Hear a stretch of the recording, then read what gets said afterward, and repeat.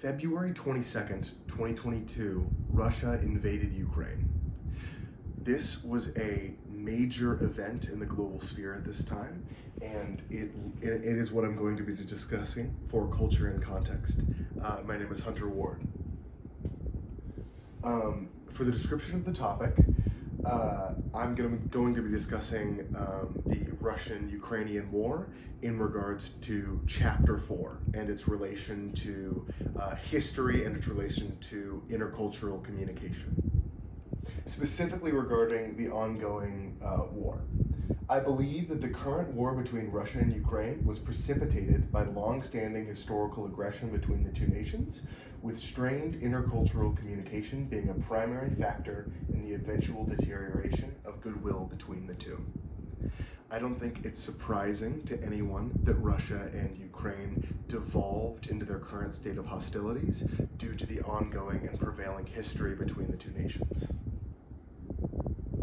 For the specific terms and ideas that I chose from Chapter 4, first of all, historical antagonisms, which is, like I said previously, a history of antagonistic tendencies and events between two nations.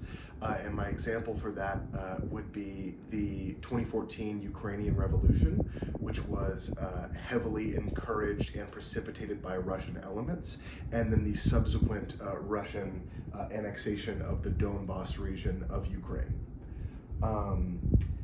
Dialectic history is my second term, which has to do with multiple perspectives stemming from a singular event disputed by different governments or nations or individuals.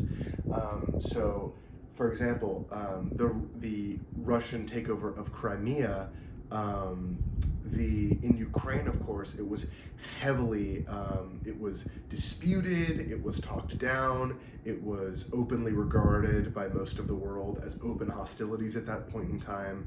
But in Russia, with state-backed media and of course the culture within Russia, the intercultural communication between the two nations was Russia viewing the event as kind of a righteous takeover, especially in their institution of extreme bias within the Crimean government at that point in time, with the installation of incredibly pro-Russian annexation individuals and pro-Russian government individuals that led to incredible bias within not only reporting, but also political and government decision making. And lastly, my last term is altered history, which is a prevailing theme of the alteration of previous historical events to serve a particular political narrative. So, for example, in Russia, with state-backed media, they are able to characterize events that happened previously in a much greater and more politically favorable light for Russia.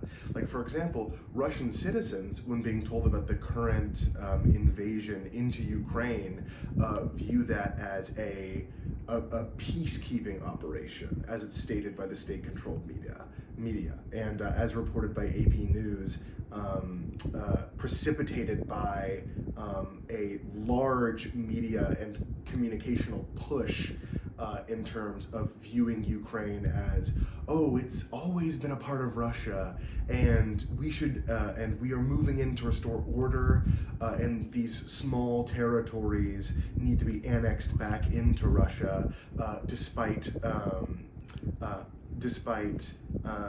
them being traditionally a part of Ukraine. The news of Russia and the state-backed media and politics use the tenet of altered history to gain the support of the average citizen of Russia, being prohibited from intercultural communication, and with only their previous history and what they've been told to foment new viewpoints on the ongoing situation. And this is something that we see in other media sources as well. For example, it's a hotly contested topic in American textbooks based off some of the portrayals of the Civil War and lightening the acts of the South to result in people growing up in the American education system, reading these textbooks and not knowing where or why certain events happened, and so they're not coming into arguments historically armed. And then connecting all of those terms to the ongoing situation, as you can see, move the camera. There is a timeline of recent history contributing to the Russia-Ukraine conflict, which, as you can see, is has been going on since the early 1990s. Hostilities, historical antagonism, altered history, all of these terms and subjects that we just talked about are incredibly important in regards to the lead up to this full-scale invasion.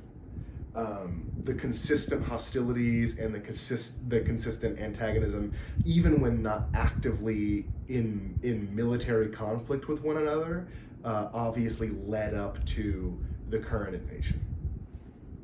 And for my discussion questions, I have, how do you think the history of Russia and Ukraine impacted their ongoing hostilities? And I also have, do you think that history can be a consistent metric for predicting future conflict between entities on the national scale? Thank you so much.